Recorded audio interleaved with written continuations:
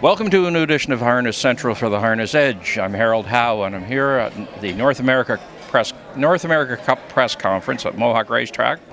Brian Brown. Brian, you've got a problem up here. You've got all the people in this country upset with your president. You're trying to tear up our trade agreements, and now we've got our richest horse race. You're coming up with not only one, but two big contenders. It sure seems like piling on. We're getting pretty paranoid, and I'm hearing they're getting the checks ready already. You got to feel pretty good coming in with two gorillas. Well, I like my chances, and I'm going to try to hold up my end of that deal. I'm going to try to get all the money I can. Shame on you. Sure. All right, down by the seaside. You know, he was the big hope going into the winter, big hope coming out of the winter. No reason to dislike him, but your driver and you have both said he's not tweaked. So what do you think? Well, I think he's just getting a little smarter every time he races, and when he's gotten away from him, he kind of waits. Like I said earlier, we've checked a lot of things out and haven't really put a finger on anything that could just be it. A couple things we've worked on. But health-wise, there's not that much wrong to say, that's it. We've talked about changing bridles. I hate to do too much changing with Brian sitting behind him the first time. This is Brian Sears. Yes. I don't want to get him too revved up. If David was driving, I'd probably go to an I-hood with Holes. David knows him. He actually thinks he's getting too quiet. But going for this money, I hate to get him too revved up to where he wants to do one thing and Brian wants to do another. Well, I don't think in this kind of race there's going to be any waiting on anybody, and but he feels good at everything. It's just not that hunger. I think that's what it is. He trains great.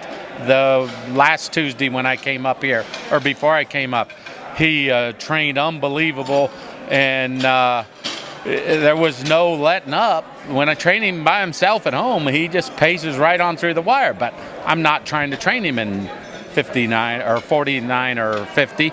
But he's pacing strong through the wire. I try not to overthink it.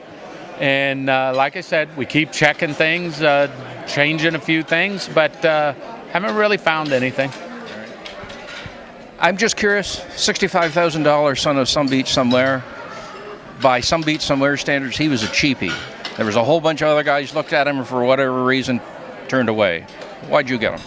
Well, we love some beaches. There was only a handful in both sales. Got him at Lexington. He was the third foal, and the first two hadn't done that much. Actually, I can't really take a lot of the credit. He did pass the book and the physical stature, but James Kaler Jr., the son of James Kaler that owns Country Club Acres, just loved the horse. We went back 3 times and looked at this horse, and he basically fell in our price range of a horse we really like. Physically, he was a great-looking horse. It's a great game. You say that all about him. Then you go to Fear the Dragon, who you had no say in. Bruce Trogdon bred him, sent him to you, and you told me, you know what? If he'd have been in the catalog, chances are I'd have never even looked at him, let alone turn the page down, because you don't like that sire line. Well, I didn't. I was never a Dragon Again fan, and I am. I have him. I have 2 two-year-olds that are hybrids now that are my best 2 two-year-olds. I wouldn't say that if I ever saw Fear the Dragon, I probably would have liked him. He is a nice-looking, medium range, compact, very strong. Of course, if I could have seen him on the track, I'd have really liked him. But he actually comes from a really good family. And I mark every Pennsylvania horse in the book. So I would have looked at him. I like the bigger, stronger horses. And he is actually, I have a lot of people come and look at him and say, he's a bigger looking horse than he is on the track. So don't get me wrong that this horse has any size limitations. He's just a good horse. Whether he does or whether he doesn't, he reminds a number of people a bit of the Pittsburgh Penguins, who just won the Stanley Cup. When they started getting pushed around, they pushed back. Yeah. And this horse, he's had some other horses try and take him down. He's pushed back. They even threw a head number down to try and get him, and it couldn't stop him. Yeah. So, I guess it's understandable why Dave Miller jumped ship and went with him. David, he's always like this horse. Last year when we first started, I told him I thought Seaside was my best Pennsylvania colt, and he raced him the first time, and he said, no, Fear the Dragon's the best.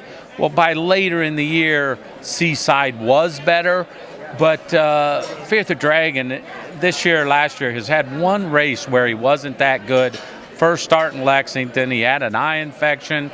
He had just raced twice in a week, on a Sunday, back on a Saturday, then went to Lexington on a Saturday.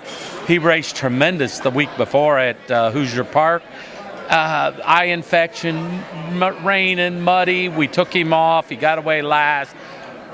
Never fired. The next week, the horse was second to Huntsville, paced 49 and 2 or 3. He was good again. It was just time at the end of the year. That was enough for him. Well, you've had some pretty nice horses in recent years, but you haven't had that signature horse, like the one everybody remembers you for, but maybe you got him now. And good luck Saturday night. You're coming loaded for bear. Thank you. I hope I have 2 of those signature horses here, but I appreciate you giving me the good luck. All right. Thanks, Brian. Good luck. Thank you. And now we're here with Blake McIntosh, talk about sports column in the North America Cup. Blake, you and I talked last fall. We talked through the winter about this horse. And you always expressed great confidence you'd be here Saturday night. You got a tall order, but he's here. And I guess the question is, can he find another gear? I'm hoping so. We've been battling blood problems with him all winter, since he's qualified, and hopefully we've got that under control, and he comes around to what I think he can do. There's no doubt he's going to be a long shot, and those 3 colts are amazing colts, and I'm just hoping we can leave out, get a spot, and pick up a big chunk. Regardless of Saturday night's race, which is hard to ignore because of the money, but do you have the sense he's going to do you good through the calendar year, regardless of what happens Saturday? I think so. He's going to be a top OSS colt. I know he didn't show that in London, but there's a lot of factors with that. We had the 7-hole, and I didn't want him pushed into that first turn because we had a lot bigger fish to fry. And, I think that he'll be a top OSS horse, and I think he's a sounder than he's ever been. So he's definitely improved from last year. And a lot of horses don't. Some of them, they just stall. They don't get any better. They don't get any worse. But unless you're going to get better, you're not going to play at this top level. Will he physically, though, weather the storm of all these starts ahead, even though he hasn't had a lot of lifetime starts? Yeah, if you've seen him, you know what a good-looking animal he is and how well he's put together. I'm pretty sure he'll stand up to the test of the year. Good stuff. Well, good luck Saturday night. Hope we get a big chunk of it. Thanks a lot, Hero. Appreciate it. Great. Thanks a lot. And now we have Dr. Ian Moore with Classic Pro, who might be one of the more interesting stories in this race. Ian, you just look at his chart, forget about seeing the horse. He's obviously been a little bit of test of character for you. Only the 1 week, I guess, and it was a tough week for him and tough week for me last week. But prior to that, he had the type of temperament that would suit a three-legged horse. And you could train him in 3 minutes, no problem, 2 minutes, whatever you wanted to go, 2 fingers. And for some reason, on the Saturday night of the Sun Beach Stake, he was all wired up behind the gate. And he started hitting the stirrups on the bike and galloped quite a piece there. And then when he got him under control, he'd taken a hold of me, hit the stirrups again, and did the same thing. So that was quite a surprise to me. We had thrown back and forth, we meaning Ron and I and Serge, Ron McClellan, one of the owners, about hobbles or no hobbles. And after he hit a couple wins in the lower classes, we decided to stay that way. But it didn't look like the right decision 2 weeks ago. So it was difficult. Trevor told me that Saturday night, Trevor Henry, that he was very sharp, he said, but really, I guess he was really all wired up behind the gate, as I found out on Tuesday when I went to qualifying with the hobbles on. It was unexpected by me, and that was only the third time he had the hobbles on all year, and I had not much control behind the gate that day. So we did school him with earplugs in then after the qualifiers, and I got him off the gate free-legged, and he seemed much better. And I changed his check bit because he was ducking his head behind the gate, and I borrowed a bigger bike for him from Greg McNair. Thank you very much, Greg. And I've ordered one now. Hopefully it'll be here this weekend from Brodeur in Montreal. And what else did I do? I did about... So is he a work in progress still? Well, for this week he is, and then, I mean, after that, I have a couple weeks. I'll probably put the hobbles back on him if we make it through this week unscathed. But, I mean, you know, horses are day to day, so who knows how that'll go. Just backing up a little bit. Last year, he never won a race. But, gee, I'll take any horse any day of the year that makes $120,000 and doesn't win a race. I mean, you bought him for $45,000 and whatnot. You must have had big hopes through the winter. This is just a maturing thing? Well, I think so. He had a lot of bad luck with post positions last year. I mean, like, for example, he drew 8 in the Battle of Waterloo and drew a lot of 10s here at Mohawk. And just the way the racing, you know, racing luck in general, the way the races shaped up and where he was sitting.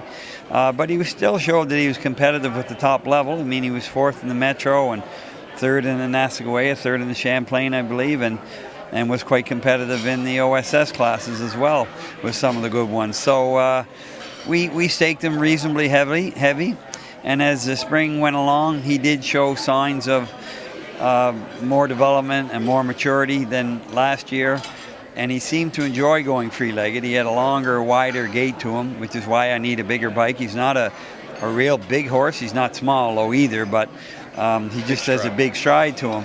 And we tried him qualified him down in Florida free-legged, and he was good, so we thought we'd try him here. And everything was going along hunky-dory till some beach night. So, you know, and I didn't have much time to make many changes there. So hopefully the changes that I made, I did school him off for a gate at the farm on Thursday, Friday last week, and I'll do the same this week as well.